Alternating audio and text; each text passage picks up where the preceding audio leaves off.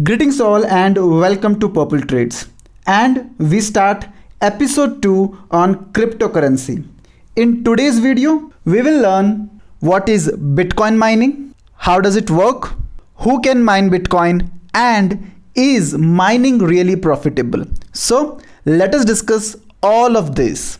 Let's first understand what is Bitcoin mining. Well, Bitcoin mining is the process of verifying legitimacy of a Bitcoin transaction by using sophisticated computers and bringing new Bitcoins into circulation.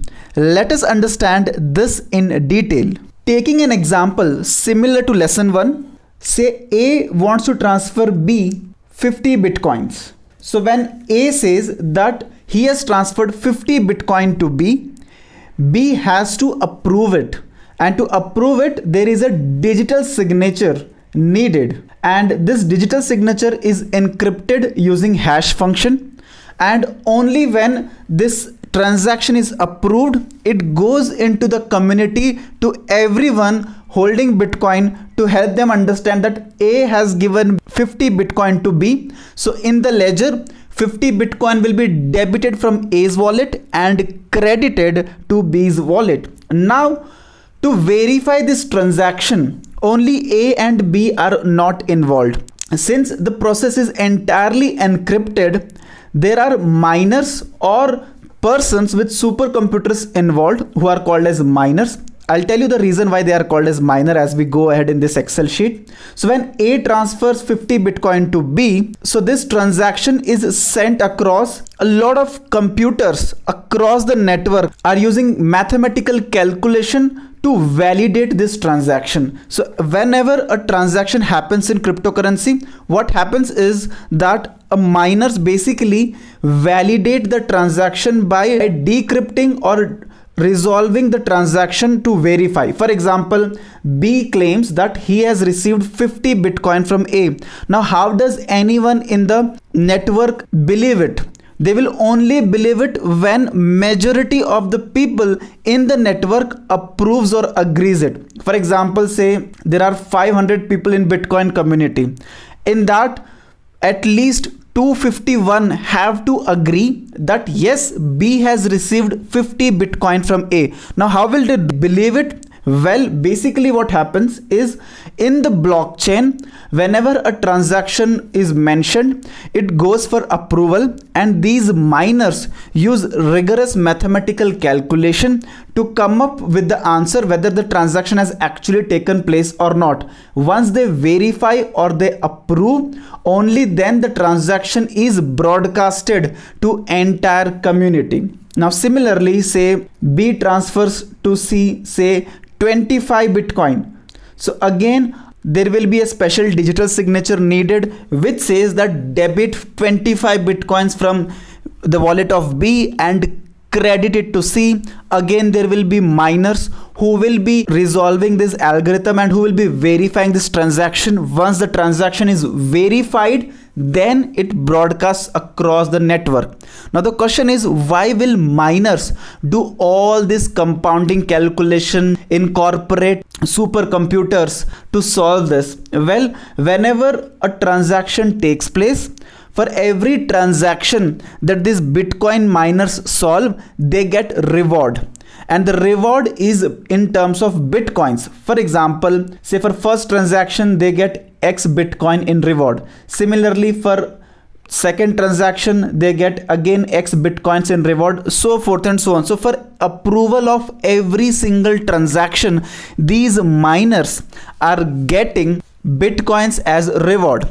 Now consider these miners as your bank, because when we use our real money, who maintains our ledger? Banks maintain our ledger, and in return bank is earning a lot of amount by lending our money in the form of loans and earning interest, out of which they pass some amount of interest to us, remaining the banks keep to themselves. So since bank is maintaining our ledger, they are getting rewarded. In the similar way, since miners are helping us maintain our ledger and to ensuring that this Bitcoin transaction process works smoothly, they get rewarded. Now, it need not be a single Bitcoin miner. There can be several thousands of Bitcoin miners across the globe Whoever does this gets the reward, as simple as that. And this X Bitcoin new produced are basically coming into circulation. So what is happening is, with every transaction that is going on, new and new Bitcoins are coming into picture. For example, before the first transaction, there were say only 25,000 Bitcoins. Bitcoin. But after first transaction, if the 100 Bitcoin is reward, then now the net Bitcoins are 25,100. Similarly, after transaction 2, there are again 100 Bitcoins new in the system. So now net Bitcoin overall in the market is 25,200, so forth and so on. So mining basically brings more and more Bitcoin into the system for circulation. As of now, approximately 18.5 million Bitcoins are circulating in the system. So this is why the entire process is called as mining, because usually in mining we find coins naturally and then we sell it off. Similarly, these miners are virtually mining Bitcoins, and these Bitcoins they are getting at zero cost. It basically means they have produced their own Bitcoin and now they are circulating it in the market. So coming back to the definition, now it will make more sense. The process of using sophisticated computers to verify the legitimacy of a Bitcoin transaction and to enter new Bitcoin into circulation. Now, why do we need to use sophisticated computers or supercomputers? Because there are several Bitcoin miners who are validating a single transaction.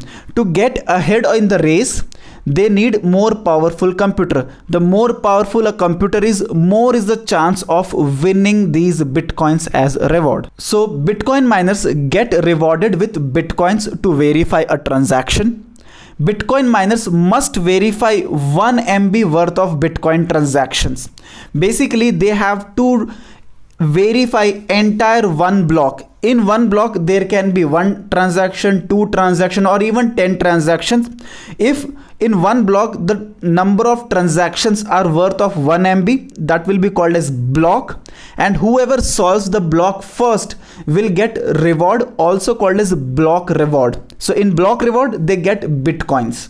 After solving the entire block, user comes up with a 64-digit hexadecimal code, also called as hash. As I said, once the block is resolved, user knows the code and that code is called as our hash code, and then the miner passes that particular code to the next block to encrypt, and because of which he gets rewarded. Now doesn't matter if there are 2 or 3 miners who have got the same answer, the one who finds it first gets the reward. Remaining people doesn't get any reward. So how much is the block reward? How much Bitcoin do a person make while solving one entire block? So basically, how much is the block reward? So well, it started with around 50 Bitcoins when the Bitcoins first started in January 2009. From 2009 to 2012, the reward was 50 Bitcoin for solving one block. And these rewards keeps decreasing as we go ahead. From November 12 till July 2016, the reward reduced to 25 Bitcoin. From July 2016 to Feb 2020, it was 12.5 Bitcoin, and from Feb 2020 till September 2023, it will be 6.25 Bitcoin. So basically, if anyone resolves an entire block today, they get 6.25 Bitcoin. The value of 6.25 Bitcoin is roughly 2.5 crore rupees. So yes, to just solve one single block, miners get reward of 2.5 crore rupees. This again shows you how secure Bitcoin is, and to earn such big reward, how much mathematics is involved. Now you might ask me, if the reward is so big, is Bitcoin mining actually profitable? Well, if you ask me, the answer is both yes and no, depending upon various factors. Here is the list of factors which you should account while Bitcoin mining. First, you will need a high-end computer with GPU or ASIC in it to do the advanced compounding and mathematical calculations. Second, when you have a high-end computer, it needs a lot of electricity, and it also needs coolant to cool down, as this GPU and ASIC machine gets heated very fast. In spite of all of this, the reward goes to the one who does it first. And the probability of winning is 1 in thousands. To just give an example of probability, if Google shuts down its entire business and uses its entire servers and computers just for Bitcoin mining, the winning probability of Google will still be 0.001%. So that means you need a very, very high-end computer which will burn a lot of electricity, and you might win once in thousands of time. The reward is 6.25 Bitcoin, but some miners spend actually much more than 6.25 Bitcoin to do decryption and to verify the legitimacy of a transaction. So apart from 6.25 Bitcoin, miners can also charge fees to approve every single transaction. But the probability will be 1 in thousands. So if you are in India, forget about Bitcoin mining, because in India electricity bill is way too high than other countries. So you'll spend a lot on electricity, lot on your supercomputers, and you will win maybe once in lifetime.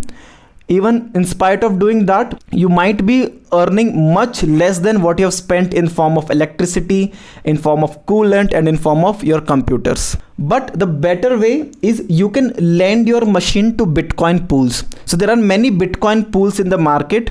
So these Bitcoin pools uses your machines. They basically take your machines on rent, and once they solve a transaction, once they get reward, they will give you some percentage of it for yourself. But again, that is also not feasible in India, because even if you lend machine to this Bitcoin pool, you will have to still pay for electricity bill, and that electricity bill will be way too high than whatever you will make in reward. So now that you understand how new money comes into the market, or how new Bitcoin gets circulated in the system, you might now understand that cryptocurrency is a more transparent system than the current currency system. So if I have INR or USD or pounds, and if I compare it with tokens, or that is cryptocurrency, well, in case of money, government can literally print as much money as they want. This is exactly what has happened in COVID. We are seeing that stock market is at all-time high in spite of COVID second wave, and in spite of having a threat of third wave. It is because government is